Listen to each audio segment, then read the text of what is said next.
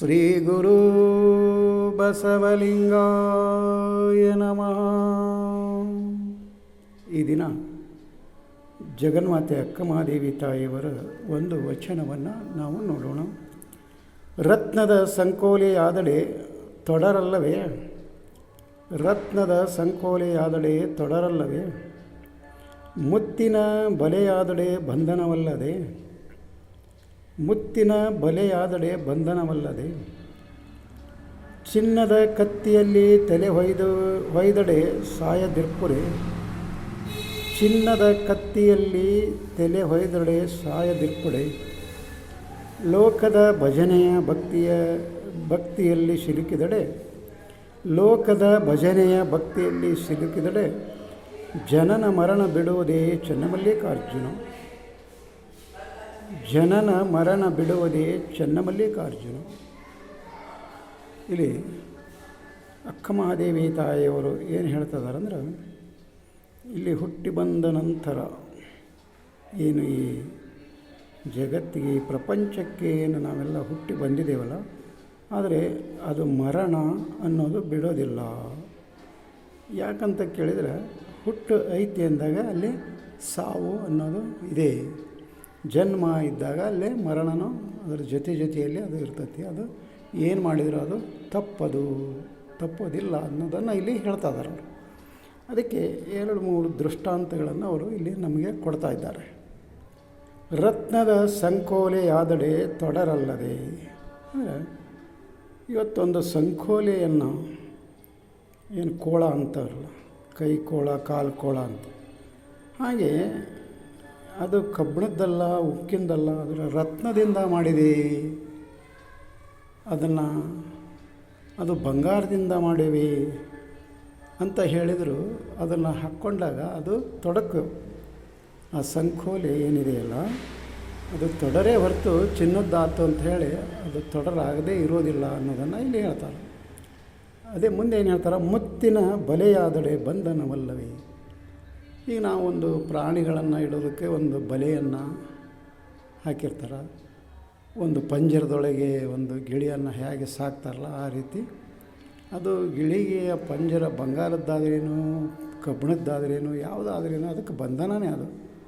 ಹಾಗೆ ನಾವು ಮುತ್ತಿನ ಒಂದು ಬಲೆಯನ್ನು ನಾವು ಹಾಕ್ಕೊಂಡಿದ್ದೇವೆ, ಮುತ್ತಿನ ಬಲೆಯೊಳಗೆ ನಾವು ಇದ್ದೇವೆ ಅಂದರೆ ಅದರ ಸಹಿತ ಅದು ಬಂಧನವೇ ಹೊರತು ಮುಕ್ತಿ ಅಲ್ಲ. ಅದು ಅದರ ಒಂದು ಬಲೆಯೊಳಗೆ ಬಂದಿಯಾಗಿ ಇರ್ತದಾನ ಅಂತ ಹೇಳ್ತಾರೆ. ಮುತ್ತಿಂದಾದ್ರೇನು ಆ ಬಂಧನ ಇರೋದೇ ಅದು.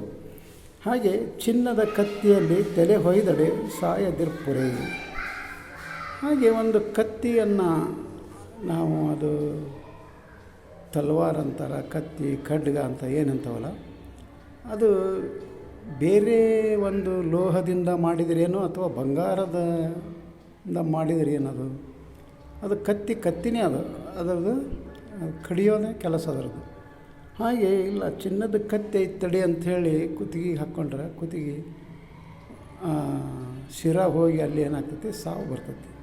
ಅದು ಚಿನ್ನದ್ದಾದರೂ ಅಷ್ಟೇ, ಕಬ್ಬಿಣದ್ದಾದರೂ ಅಷ್ಟೇ, ಉಕ್ಕಿಂದಾದರೂ ಅದು ಅಷ್ಟೇ, ಅದು ಕೊಲ್ಲೋದು ಕಡಿಯೋದು ಅದ್ರ ಕೆಲಸ. ಅದಕ್ಕೆ ಚಿನ್ನದ್ದಾದ್ರೇನು ಆ ಕತ್ತಿಯಿಂದ ತಲೆ ಹೊಡ್ಕೊಂಡ್ರೆ ಅಲ್ಲಿ ಸಾವು ಬರ್ತೈತಿ ಅನ್ನೋದನ್ನು ಇಲ್ಲಿ ಹೇಳ್ತಿದ್ರು.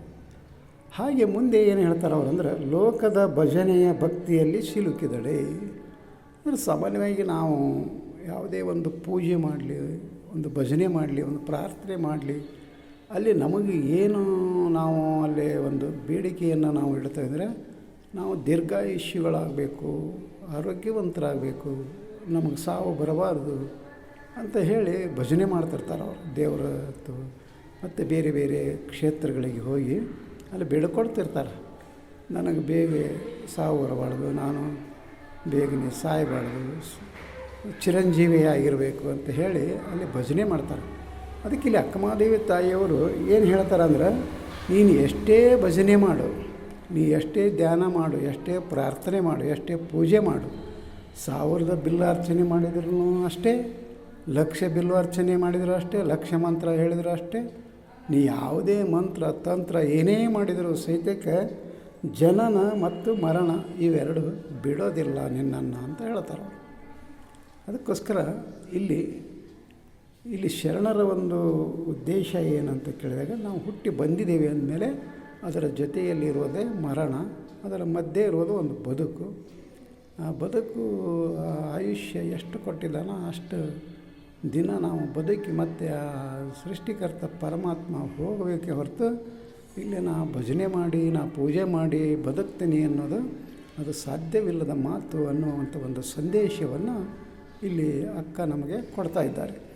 ಅದಕ್ಕೋಸ್ಕರ ನಾವು ಸಹಿತ ಕೇವಲ ಭಜನೆ, ಪ್ರಾರ್ಥನೆ, ಪುರಾಣ ಕೇಳಿದರೆ, ಪ್ರವಚನ ಕೇಳಿದರೆ ನಾವು ಮರಣ ನಮಗೆ ದೂರ ಆಗ್ತತಿ, ಮರಣ ನಮಗೆ ಬರೋದಿಲ್ಲ ಅಂತ ಹೇಳಿ ತಿಳ್ಕೊಳ್ಳದೆ ನಾವು ಒಂದು ಧೈರ್ಯವಾಗಿ, ಅದು ಶರಣರು ಹೇಳುವ ಹಾಗೆ ಮರಣವೇ ಮಹಾನವಮಿ ಅನ್ನುವ ಹಾಗೆ ಅದನ್ನು ನಾವು ಬಂದಾಗ ಅದನ್ನು ನಾವು ಸ್ವಾಗತ ಮಾಡ್ತೇವೆ ಅನ್ನುವಂಥ ಒಂದು ಮನೋಭಾವದಿಂದ ನಾವು ಒಂದು ಬದುಕನ್ನು ಸಾಗಿಸಬೇಕಾಗಿತ್ತು ಅಂತ ಕೇಳಿದಾಗ ಮತ್ತೆ ಅಲ್ಲಿ ನಾವೇನು ಮಾಡಬೇಕು, ಶರಣರ ವಚನಗಳನ್ನು ಓದಬೇಕಾಗ್ತದೆ.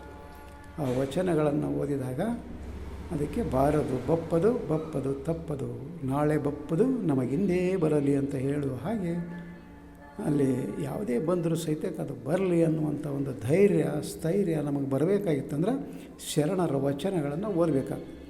ವಚನಗಳನ್ನು ಓದೋಣ, ಪಚನ ಮಾಡಿಕೊಳ್ಳೋಣ ಅಂತ ಹೇಳುತ್ತಾ ಈ ವಚನಕ್ಕೆ ವಿರಾಮ ಕೊಡ್ತಾ ಇದ್ದೇನೆ. ಶರಣು ಶರಣಾರ್ಥಿ.